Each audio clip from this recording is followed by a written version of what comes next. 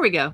Good morning, everyone. Welcome to the 54th episode of Unit Corner Club Live. I apologize for the lighting, but what we're doing at my house is moving and doing a lot of work here before it gets too cold to do anything. So I'm not in my usual setup, but that doesn't mean we don't have a good show for today. I would like to start things off by saying sorry that we're late. We had a restream issue. Apparently, restream join links are not working on certain devices right now. So eventually, Holly had to shuffle to a different computer or a different device onto her computer. Sorry about the tardiness. Normally, I'm rather punctual, but we have it all sorted out, and we're going to have a good stream today. I would like to start off by thanking everyone who financially supports the show, and we will do so by thanking the Subscribe Star supporters. Iron Roots, White Healing, Heidi Van Buskirk, The Alabastard, and many others support this channel, the work that I do, monthly over on Subscribe Star. If you like me and you want this content to continue, please consider supporting me monthly over there. That's a guaranteed way for me to know what I'm doing matters and to help me be able to pay bills and get along and devote the time that I need to making content, doing activism, etc., etc. You can also support monthly over on Entropy by clicking the little tab on the left. There are 4 different tiers you can choose from. Currently, Anti-Commie is the one who supports me monthly over on Entropy, and you can too. You can also send singular donations through PayPal, Cash App, and Hyper Chats over on Odyssey now. I've been greenlit for Hyper Chat, so you can give me dollary dues over there as well. And I would like to thank the people that have sent PayPal donations this week while I wasn't streaming. We had a big one for $150 from he didn't leave a message, so I don't know what public name he wants to use, and on PayPal it uses your real name. So we're just going to say Mr. W. Thank you, Mr. W. I think I know who you are, but until you tell me who this donation is from, I'm not going to publicly announce it. Thank you for the big support to the channel. Definitely appreciate that. And also, we have from, I believe that this is, I don't know the name on here, but it's Yago. Yago, I think I know who you are publicly. Thank you for the 5 USD. And he says, "Go free sister, in Jesus' name, amen." Well, thank you very much, brother. It's a beautiful sentiment. So with that being said, we are going to move away from the shill and back to the lovely Holly Midlife. We're going to introduce her in just a moment as soon as my camera works again. There we go. Now, we're going to bring on the wonderful Holly. Everybody, please welcome her. Thank you for being here today, Holly Midlife. How are you? Good morning. I just woke up, so I'm still kind of half asleep. Well, you look bright-eyed and bushy-tailed to me. I'm an early riser. I'm usually up before the dawn every day, so I get started really early. And I know that you're not exactly a super morning person, but the reason I wanted to bring Holly on is I met her through a friend of the channel. You guys all know Bill. Bill's been on here a lot. That's all minus one. He also does ends justify the memes, that kind of thing. I met Holly through him, and Holly does work that I at least tacitly support, probably thoroughly support once I learn more about it. But from a brief overview of her channel, she seems to care about fighting back, pushing back against a certain element that we on our channel also want to push back on and dispel the lies of. So, Holly, I'm going to give you the floor for a minute. How about you tell us about what led you to making the channel that you have and share with my audience just whatever you'd like to about yourself as we get started here today. Yeah, for sure. Well, I don't know where to start. Like, I can start with my YouTube channel. So I started my YouTube channel basically during lockdown, like right before lockdown. I was put on a leave of absence, so I still was getting paid. Thank you, Canadian government. But I had nothing to do. And it was nice for maybe the first 2 weeks vacation. But then, of course, I'm the kind of person that needs to always be moving and always be working. And one of my coworkers told me, she's like, "Well, you've got a lot to say and you're not afraid to say it. So why don't you start a channel?" Well, I did. And in the beginning, I really sucked at it, which I'm sure everyone does, unless they're super talented. But just learning how to build a channel and build an audience. And my number one thing that started to come into my videos was just watching women's rights be slowly eroded away, and not by who we're told they're being taken, right? Like not the evil men trying to keep us down and all of Right. that. It's not the evil white man patriarchy. It's actually a much more sinister and different thing that they don't want you to talk about. Yeah, and that was the thing that really confused me because, I'm a pretty open-minded person. I've always been open and accepting of other types of people and other And that's ideas. your burden as a Canadian. We won't hold it against you. I know. Yeah, I'm just going to warn you, I'm fairly left-leaning, but that's because I'm Canadian. And I know. On our essentially, channel, we don't care about the left and the right. We care about yeah. the truth and the righteous. That's what we care about on my channel. So you definitely speak out against evil that's being done to Mhm, women and young girls, and I mhm. approve of that. So I wanted to hear what you had to say and what your message is about today. Yeah, well, over this past, I don't know, like, because I remember this all starting in the 90s, the PC culture, right? With my kids were in school at that time. And I just remember the everyone gets a ribbon. Can I swear on your channel? Oh, you can Okay. you can say whatever you like. Yes. Okay. I'm apologizing.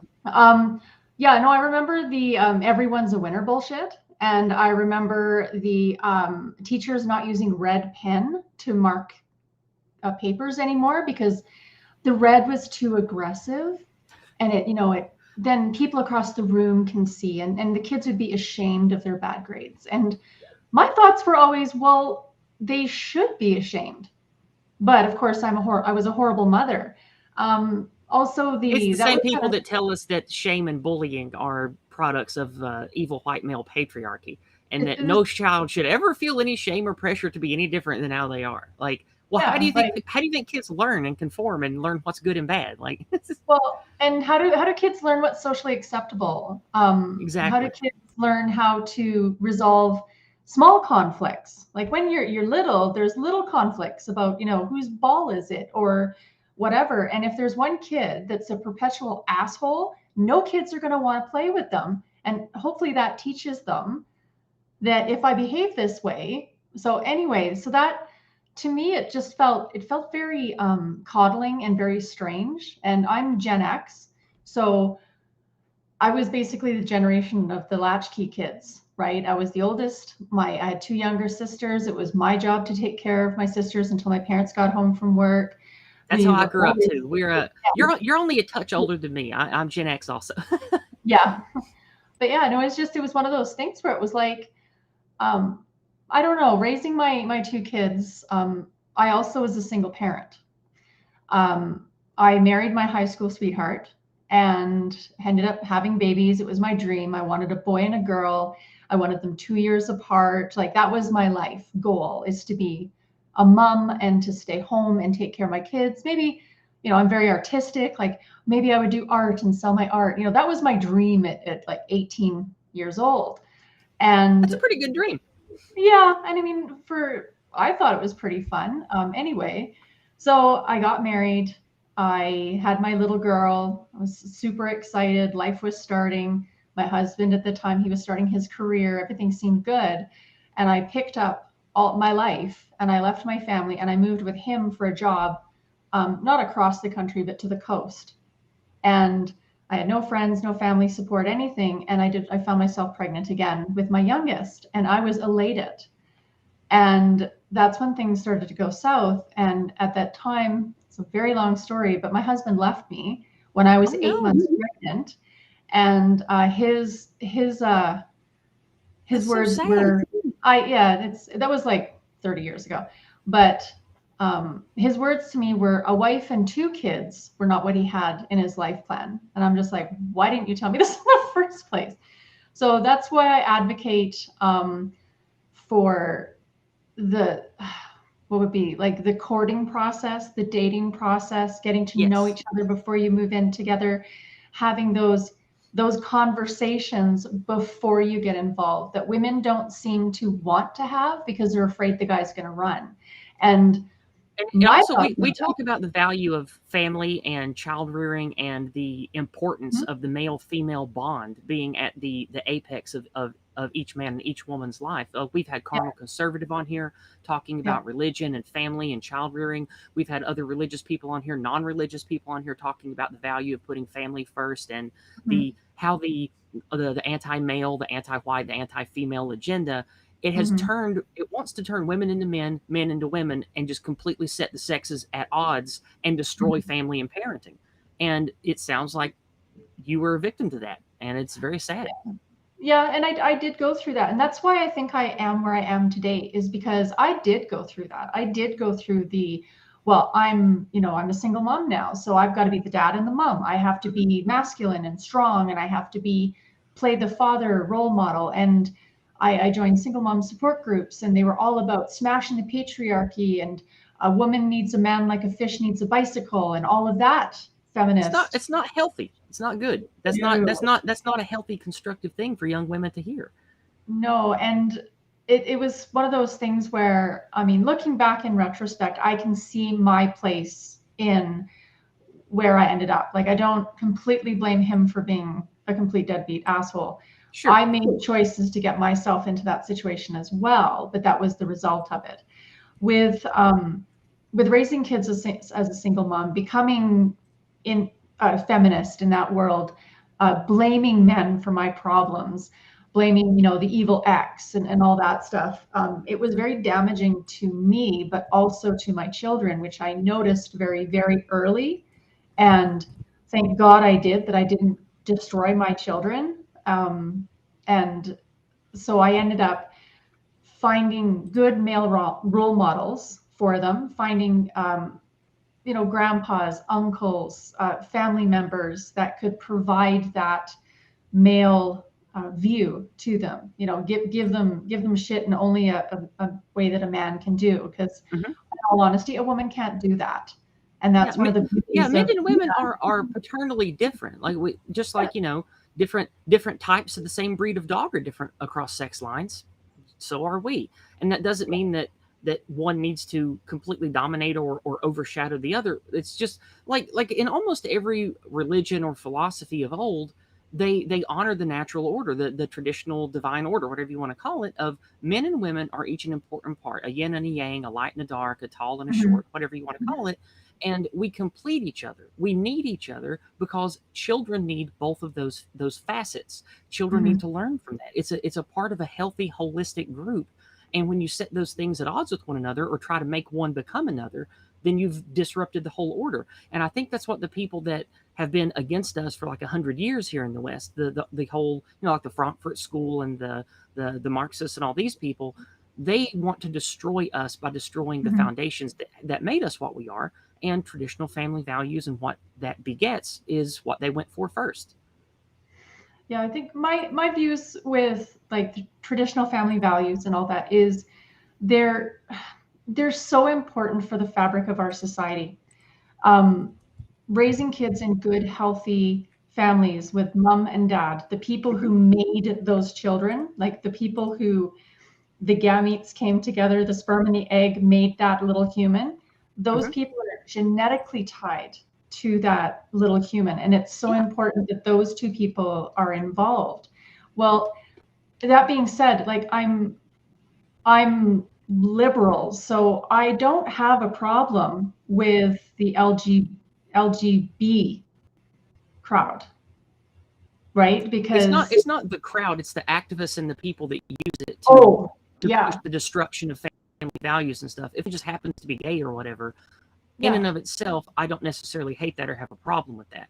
It's how that's been weaponized and pushed on us for decades and decades that's caused the damage. It's the people pushing it and the activists that I think are the problem. Just like with immigrants, I don't think that every immigrant's an evil person, but the people forcing mass migration on us, that's an evil thing. It's bad for the host population. It's bad for the immigrants they're forcing in here. It's the same thing with LGBT crap. Yeah, and like I have gay friends. Like my daughter is she's bisexual. Like she came out years ago, and I don't have a problem with it. That's exactly what you said. What I have a problem is there's no shades of gray in any of our world right now. You can't have kind of that, okay, what about this attitude about things, or you're shuttled, off in the woods. You're criminalized because it's like it's the same with the what's going on in the world right now with the sickness and the cure for the sickness. You can be pro cure, but you can be kind of like, hey, maybe we shouldn't be making people get the cure. Yeah, and then all you're of a sudden, speaking, especially the thing you said previously about how you have an LGBT daughter or whatever. Well, people Mhm. mine in your age, that in our 40s and 50s, we're Gen X.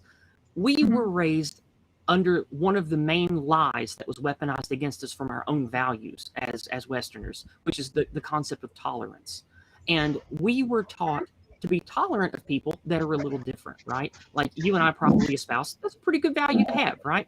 That Sorry, that that's my dog. value, that's okay.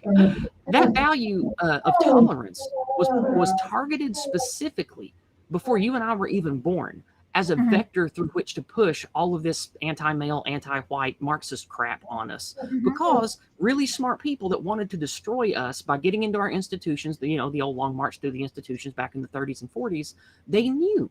They knew that our society was based on tolerance, acceptance, that kind of thing, and they would use Mhm. that as a beating stick to say, oh, well, what? You don't want me to show your 8-year-old how to suck a dick with a dildo in school? Well, you must be a bigot. You must be intolerant. That's the Yeah. stick they've been beating us with for decades, and it's bullshit. Yeah. No, I agree. And just that whole thing that you cannot draw a line, and that's why I'm interested in women and how women react to this, because Mhm. looking back into history, well, looking back into our biology as a woman, I am very susceptible to emotional trigger responses. When I Mhm. see something, it makes me have that emotional response that I want to save and I want to protect and I want to do that. And that's just a part of the beauty of being a woman. And these people out there that have created this situation in our societies have always targeted women. Yeah. And I think one of their greatest tools was to um, make women believe that whatever a man says to you is evil, and it's not. Like that Yeah. whole term mansplaining. I Mhm. mean, I get it. Like I've been a professional woman. I've worked. I worked very hard in my 20s and 30s to have a really good career, to provide a good life for my children because I Okay. had to. Mhm. And I mean, I've had some dick come up to me and explain something to me because, and he knew that I knew what I was talking about, but because I was a woman, he was just a dick. And I Yeah. don't call that mansplaining. I call that being an asshole, Yeah. Some people are right? just assholes, and some people Yeah. that work in an industry or a place where, because of the decay of our society, where almost everyone they've had to work with is a clueless idiot that doesn't care. People that Yeah. do know what they're talking about are used to having to over explain and insert themselves in the conversation. Does it make them kind of a dick? Yeah, it does, but that doesn't mean that men are evil tyrants that are trying to, lord over women and treat them like slaves or whatever. And I Yeah. got so sick of that rhetoric. It was fed to me in school, it was fed to me by media and everything else. Mhm. The anti-male sentiment is just as destructive, if not more so, than the anti-white sentiment that I rail Mhm. against all the time. It's been very destructive to us. Yep. Oh yeah, and it's been like I think it's been more destructive to women than it has been to men, because men, of course, they're a lot more resilient and they're a lot tougher than we are. Mhm. And like taking back your power as a woman and stuff like that. It's interesting how women reject that idea of a loving, strong male partner. And I can tell you from anecdotal evidence in my own life, I've been in relationships with kind, sensitive, soft men, right? Because that's what I was told Right. that that's what I want. And I mean, nice guys, like there was nothing wrong with them, but just let me tell you, they bored the shit out of me. They didn't challenge me on anything. And I'm a pretty outspoken, pretty Mhm. opinionated, loud woman. Yeah. And I need somebody in my life that tells me sometimes to just shut up. Well, I And think I think whether we're male or female, yeah. it part of being a biological entity Mhm. that has to strive for survival and strive for success, you want someone who is cognizant of conflict and will challenge your ideas, will challenge you Mhm. in healthy, constructive ways. I think that Mhm. every man and woman used to be raised in a much healthier, holistic way of if Mhm. you're a woman, you should be a loyal, loving partner and mother. You should care about the morality and the values that your children are taught. You should care Mhm. about giving to a man, giving to your church, giving to your community. And you need to be, as a woman, you are the pillar You are the giver of life. You are the gatekeeper to what will come next for your people, your family, your society. And that needs to be safeguarded and shepherded by strong, moral, righteous men that are strong of moral fiber. They're high in stoicism. And look, none of those values, even going back when you and I were young, decades and Mhm. decades ago, all of that had been stripped out of education. It was gone in media almost entirely by the 70s.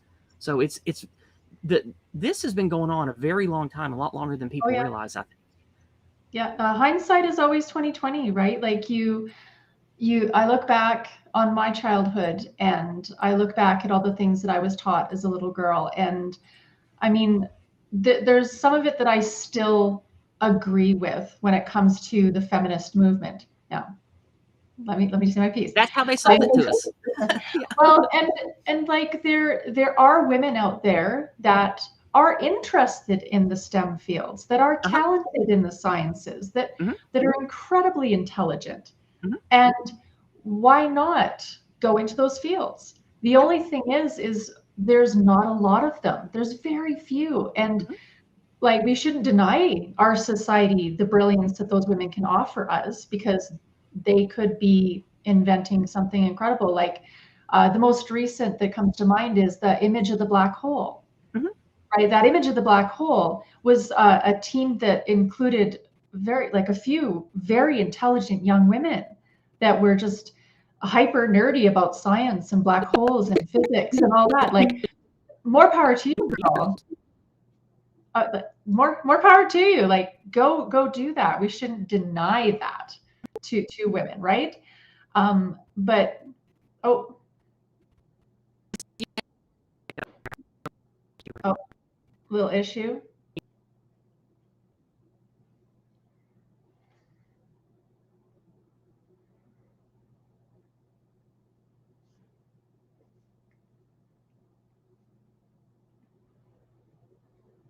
Oh no.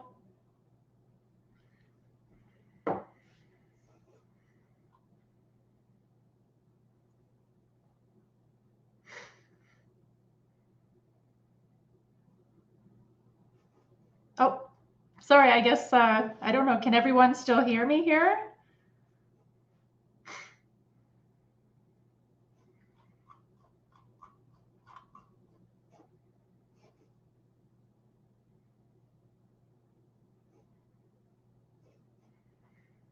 Okay, cool. So I can continue. I'll just continue on with my thought process on that chat. If you can still hear me. Okay, cool. Um, I do understand that a intelligent, like on the bell curve of intelligence, the most intelligent when it comes to the sciences are going to be men. But the contribution that women can give in the STEM fields, we as a society don't want to deny that to our society. I mean, they're not So, going to be the next Einstein, yeah. but they can still and oh oh I don't know what happened, but there was a okay. hiccup in the internet here. Everything shut off for like 30 seconds. I'm very sorry about that. I don't And know what happened. I've been promoted to host. I normally don't have any issues like that. Sorry, guys. Like I said, I'm not in my usual place doing my stream right now. Yeah. Um, I'm sorry about that, guys, but I'm back. Yes, to for me to jump in on what you were saying, I caught most Mhm. of it. Um, this is part of the whole lie that we were fed, right? Like, Yes. because when you look at there have been talented, smart, intelligent women connected to STEM, connected to Mhm. literature, going Mhm. back, 200-300 years, even in the Victorian era. You Mhm. had aristocrat women contributing, like even Mary Shelley, the creator of Frankenstein that we all love, right? Mhm. Like that was a woman. She was a great writer. You've got well, I can't name names because I'm not good at remembering names in history, but you've got women that have helped contribute to vaccines, help contribute to medicine, help contributed to biology.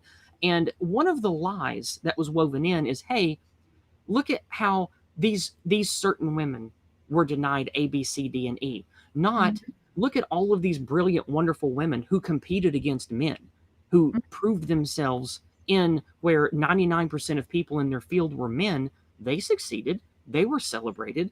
It's like, of course, there was pushback because, in general, it was a belief that it wasn't a woman's place to do A, B, C, D, and E by a lot of people, but certain women still exceeded. They still proved themselves. And it's not indicative that oh, men are evil and just want to keep all women down or Mhm. whatever. But that is the lie that we've been told.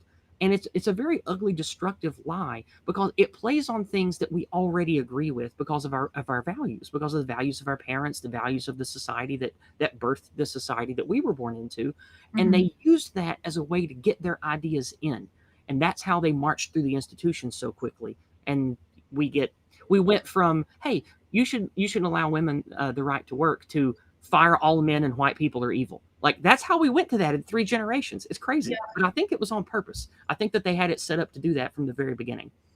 Well, and there was another point that came up in chat too that I saw, a comment about how, um, if women raised their sons to be stronger and more confident, then of course we would have more of that in society as well. And number one, when it comes to the men in our society, who's the first woman that's involved in a son's life? It's his mother. Hmm. And the number one job for a woman is to raise good, confident, competent sons.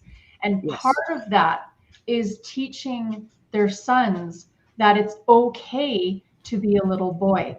And I've been on that cesspool called Twitter, and I've read these stories of women that give birth to a little boy, and they're horrified that they gave birth to another white man. And I'm just like, Yeah. are you kidding me? That poor boy is going to grow up knowing that that's how his mother, and I believe that the infant does, it can feel you, it can sense how you're feeling, like even in utero it Yeah. can feel you.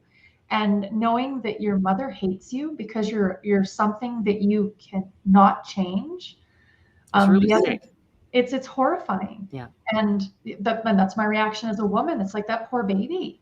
Yeah. Um, the other thing is raising your sons to be soft and sensitive and kind and caring, like no, and not letting them bump their heads. And like that was my last video, was a story about my son.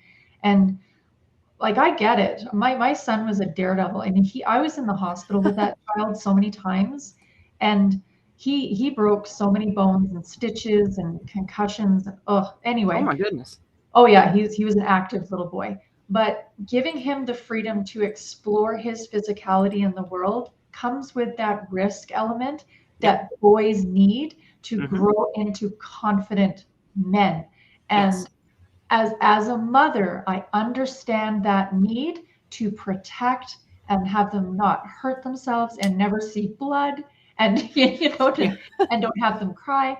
And Uh, that's as and that's why they need a father too, to temper Yes, that. Yeah. yes, because the dad will be like, "Oh yeah, we won't tell your mom and take him to the doctors and get the stitches," right? But like as a single mother, it was just me, and Yeah. and battling with that in myself, knowing I had to raise a strong, confident son, and this is how men explore their world, right? Women explore their world through social connection, um, through the touchy feely stuff, if I'm gonna pare it down, and boys explore their world through, you know, touching and moving and jumping and leaping off the freaking roof and stuff like that. And also testing their mettle against other boys as men do when they get older. Because Yeah, if you have if you have bulldozer parenting, only female influences, only feminized men in schools, yeah, they aren't going to learn that necessary male aspect that leads to a healthy, strong man, of testing their mettle against the not just the acceptance of other men, but against the meritocratic values of other men. They hmm, need to test themselves to see how smart they are, how clever they are, how fast and strong they are. And hmm, that's a very important element of raising a good boy to be a strong man. yeah. So I think that's my battle cry right now, is to women.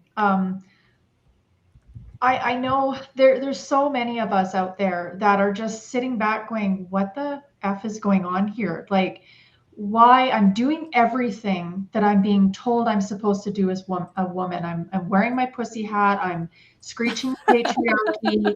I've divorced my husband. I'm raising my kids by myself. I have a high power career. I make tons of money. I've got a big, beautiful house in the hills, and I'm more miserable than a woman has ever been in history.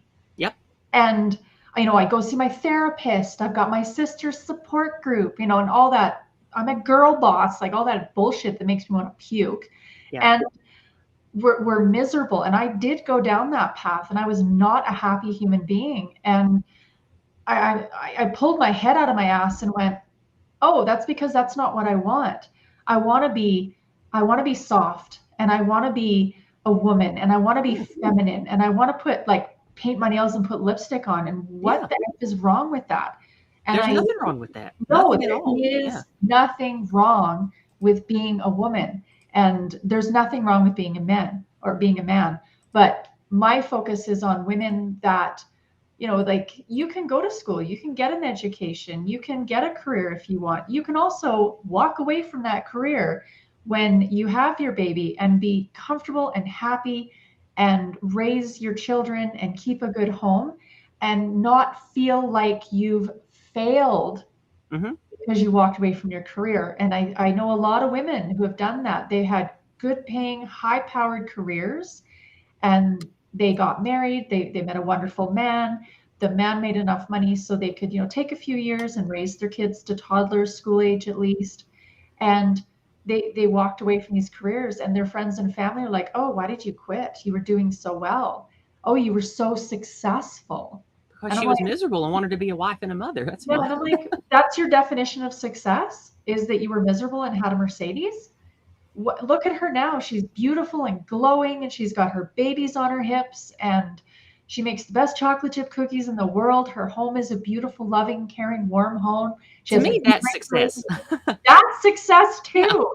And it feels like we've been stripped of that as women. We're not allowed to be happy just being girls, right? Yeah. And so that's my battle cry out there, is it's okay. If you want to go into STEM and be, a nerdy girl and learn about black holes and take the first ever picture that humanity has ever seen of a freaking black hole, you do that, because I think that's the coolest thing in the world. That's pretty cool. I like astronomy too. It's cool stuff. Oh, Yeah. yeah, I nerd out. I go look at stars. We went and saw the northern lights and all that stuff. Yeah.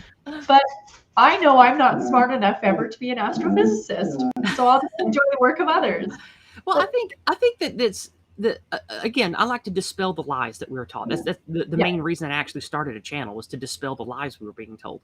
And when it comes to the feminist lies, the primary thing that I find egregious is when you look at what women want, it's pretty obvious. And then when you look at what make women happy versus what make women miserable, mhm, the push through the institutions that got us to where we are, they act like the only thing you should tell a girl are the things that lead to misery, are the things that lead to her no longer being a woman. They want mhm, to erase femininity, just like with the anti-white agenda. They want to mhm. erase what being white means. They want to erase white people. They want to destroy white families. They want to destroy white countries. And it's the same way with this feminist push. It's not about making women happy.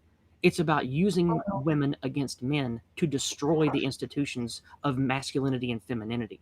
It is only a tool of Marxist destruction, and it has been from the very beginning. Well, you look at the suffragette movement, right? The Hmm. gaining of the vote, Hmm. and like, I learned in school all about the brave woman that fought, the patriarchy and got us our voice and all that stuff. Hmm. And I went deep down into that rabbit hole, and I learned all about the anti-suffragette movement, and I learned Hmm. all about what the vote actually meant back then, Yep. right? So it wasn't just the man And you're going in. not taught that in school, are you? No. Yep.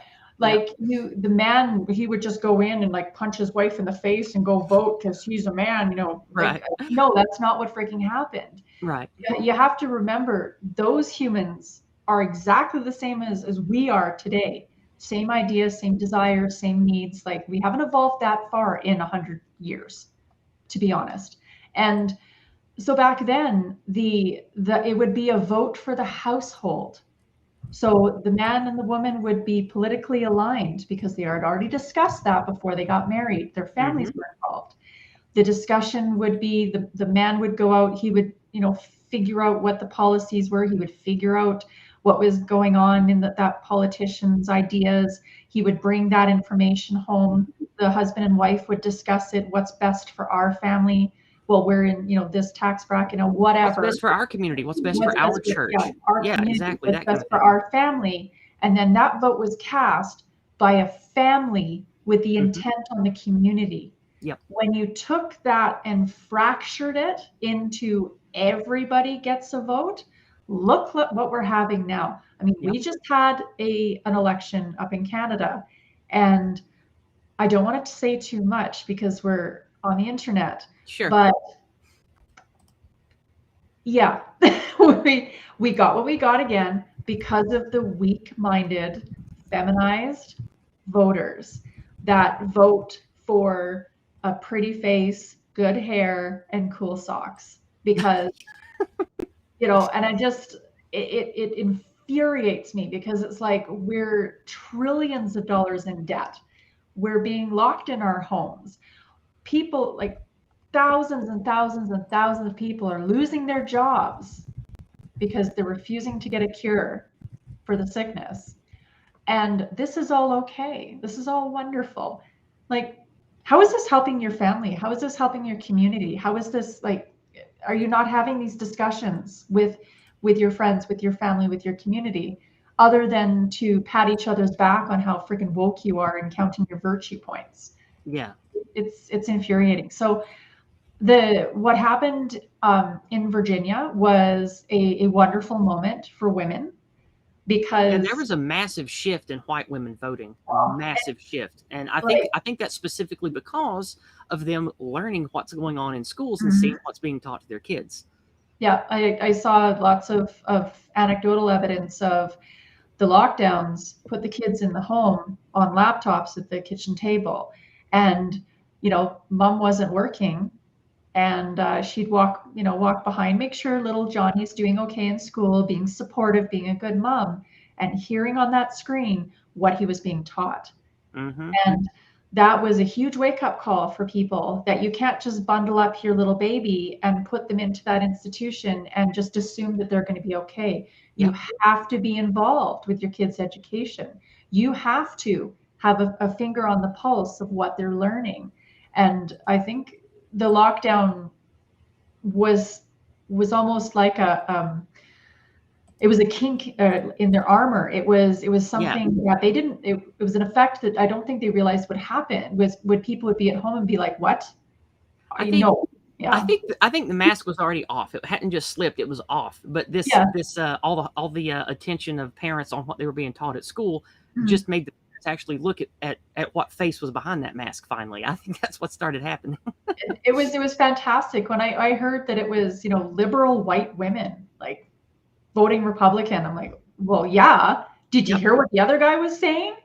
You don't have a right to raise your kids. Yeah. Do not tell That's why a on woman this that. channel, yeah, that's why on this channel, I don't like to look at things through the lens of left and right anymore. I Mhm, like to look at things through what's white positive and what's anti-white. What is mhm, female positive, what's anti-female, what's male positive, what's anti-male. Because I feel like if we are going to battle each other or get frustrated with one another because of previous um, political or group leanings, like maybe used to be a feminist, maybe used to be a big time liberal or progressive, if mhm, we're still going to fight each other over those little tribal groupings, we're inside what we call the anti white narrative in the Go Free book I told you about.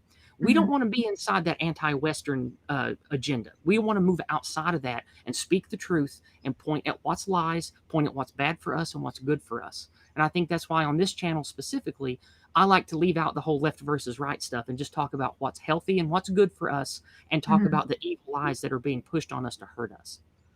Yeah, my opinion of that is I've pared it down in my mind to what's totalitarian and what's freedom.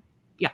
And I mean, you do have to move that wave in between of what's totalitarian and what's freedom, because you can't have complete and utter freedom, or you just have crazy anarchy. You have to have some controls. There has to be some rules. There has to be some laws. Hmm. So the strong can't Yeah, and you can't have driving. just unchecked, unbridled freedom, because that's the Yeah, anarchy that the evil ones use to destroy your society, as we have yeah, seen happen dozens of times. yeah, So, exactly. So right. you can't go too far. You can't go too far this way. So you have to be hyper vigilant and That's hyper what the aware. Antifa BLM riots were about, using Yeah, chaos to destroy so the evil ones can take power. That's what it was. That's the agenda. That's what the marching yeah, orders have been for 100 years. yeah. Watching that happen, like thanks to God that Canadians are polite and don't burn down shit. Well, unless you're in Vancouver and there's hockey going on. Yeah. Um, but we don't burn down stuff. We just kind of like walk in the streets with our signs and yell. But watching that happen in the States and watching your like the filtered American mainstream media. So it's filtered through your media, then filtered through my media, and then presented to me. Hmm. I couldn't believe, like, I'm watching a guy, a black man in front of his business that he spent 20 years building, crying because he's lost Hmm. everything, and his business behind him burning and being looted and people running it out smashing shit, and the media going, this is so awesome for progressive agenda, and I'm just sitting there going, how does this not suck? Like, how do you not see that this is a horrible thing? Like, I just my youngest and I had a lot of conversations about Black Lives Matter, and we've come to the conclusion that we agree with the movement. However, we don't agree with the business model, right?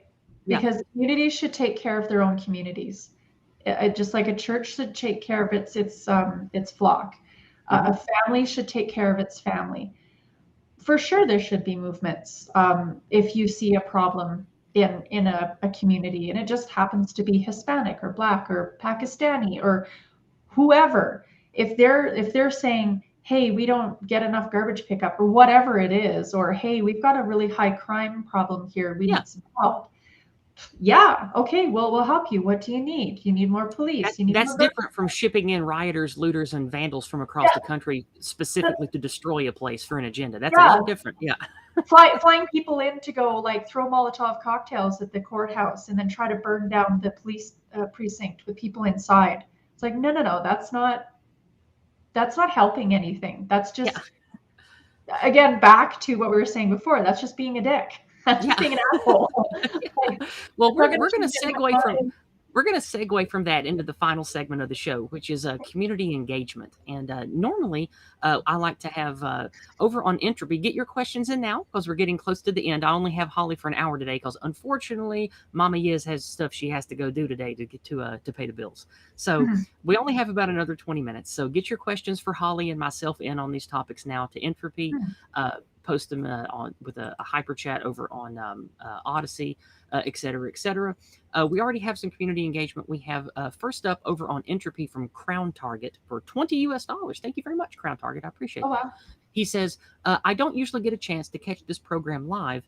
Looking forward to additional episodes of continued quality content. Thank you. Well, thank you, Crown Target, for supporting the channel. Holly is actually one of the two people that I had slated to bring on my new series that launches next year called Rising from the Ashes, to talk Mhm. about people that have lived through the feminist agenda, the LGBT agenda, all of these anti white, ugly Marxist things that we've had to live through. And we have risen from those ashes and we have a lot to say about it. So that's Mhm. going to be my new series launching next year. And Holly's, of course, invited to be on that series. And we also have someone in the chat by the name of Kane, who I've been speaking to, who will also be a part of that series. So, anyway, thank you very much, Crown Target. I deeply appreciate it. We also have over on Cash App, we have White Student Transmission. He says, for the great stream, fam. Well, thank you very much, White Student Transmission. I deeply appreciate that, as well as your continued support in my online social media activism. White Student Transmission is one of the ones that helps me promote going free and battling anti white lies on Twitter and Gab and other places. So he's a Mhm. good man. All right, see what we have over on. Okay, we still don't have anything on D Live. Let's check over on Odyssey. All right, still nothing new on Odyssey. I'm going to refresh PayPal again and see what we have going on there. And then last but not least, we're going to refresh Subscribestar and see if we have any daily tips on Subscribestar to read. Okay, nothing new on PayPal. And we're going to check on Subscribestar. And it looks like no new tips on Subscribestar yet either. So, oh, here we go. Sam Nope for $3 over on Entropy says wholesome and based. Well, I do appreciate that, and it's important for women to come forward and talk about the ugliness that's been done to them. The Mhm. purpose of all of that I do, it's not for a socioeconomic structure. It's not to champion some type of Mises libertarian idea or some type of big government system.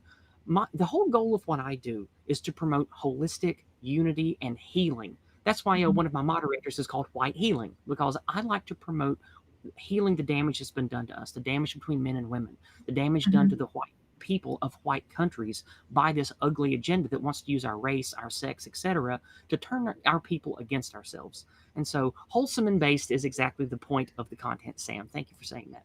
Now, if there's any questions or comments specifically for Holly, go ahead and get those in now, because that is what this episode is all about. So we're going to give Holly a few minutes to wrap up here. We're going to let just a second. There we go. We're going to give Holly the floor for a moment. Holly, before we get out of here today and give these people another few minutes to get in questions specifically for you, Mhm. tell us about, again, your channel, where they can find you. I'm going to put your link, of course, in all of the chat again, and I'm going to put that comment up on screen. So tell us about the next project that you have going on, or invite people to come to your streams or do anything in particular that you want to share before we get out of here today. Yeah, for sure. So I do have a Twitter handle. It's Holly Midlife, the same as my channel, and Right. I'm not very active on there. I tend to answer and respond to a lot of questions, but I mean, I'm a boomer. I don't know how to use it properly. I do a few things. So my latest series, I think what started me down the path of really enjoying making videos and doing YouTube was my husband bought me, and please excuse, it was that. And you can see my dog chewed it. But going through that book, reading lessons that I've personally learned the hard way through blood, sweat, and tears in my life, every single rule in there, it resonates with me as a woman, as a white woman. Uh And huh. the rhetoric against Jordan Peterson is it's all horrible, evil white men that listen to Mm-hmm. him. Nobody else does. So I wanted to put my voice out there saying, hey, here's a person with lady bits, a birthing person that actually does enjoy his work and gets a lot from it. So I'm almost done that. I'm on rule 12. So that video is coming up. And then next, of course, is Beyond Order. So going through those books, going through the life lessons that I've learned, and trying to put that word out there that there are women out there that do think this way, that are still kind of left leaning, and that it's okay. It's okay to be a woman and to want to do womanly things. And it's okay to be a woman and like baseball. All of this is okay. And it's okay to like to shoot guns as a woman. Like Oh this hell whole yeah! Now you're talking. Now you're yeah, talking my language, Holly. yes, like even though I'm Canadian, we do go out and shoot. But Yeah.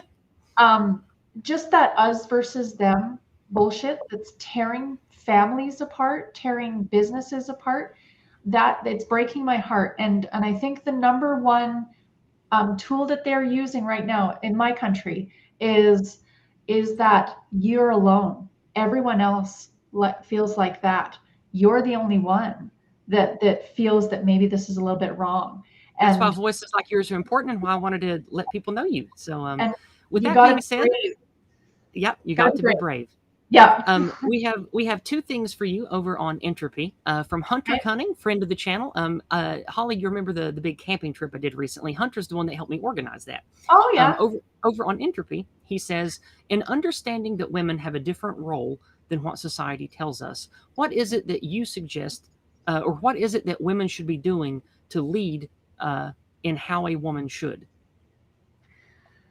What is So it that women should be doing to lead in how a woman should? That was his question to you. okay. So I'm gonna come at this from a female perspective.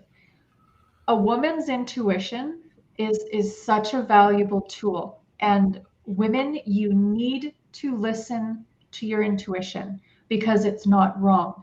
And if that intuition is telling you that, okay, you're done with your career now, you want to go home and raise babies, or you don't want to go to college and you want to find a good man, get married and have babies, that's okay.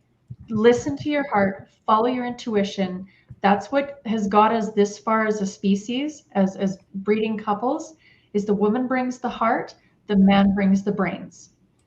And that's it. And Okay. understand that your man does have brains. Well, hopefully you chose correctly, and he does. Yeah. All right. Thank you, Hunter. We have more donations coming in, more questions for you. The next one is from Carnal Conservative. That's Frank. He's a guy that I've worked with in the past. He and I have worked a long time ago. He's one of the first ones I started doing social media activism with, and he's a friend of the channel. He says, I did an article on the women's vote in Utah and how very, very different it was from the suffrage movement on the East Coast. I came to the same answers that you guys did. Oh, well, thank you for sharing that. I appreciate that. We have Violence is Life, another supporter of the channel. For $3 US, she says, Bridgekeeper, what is your name? Sir Lancelot.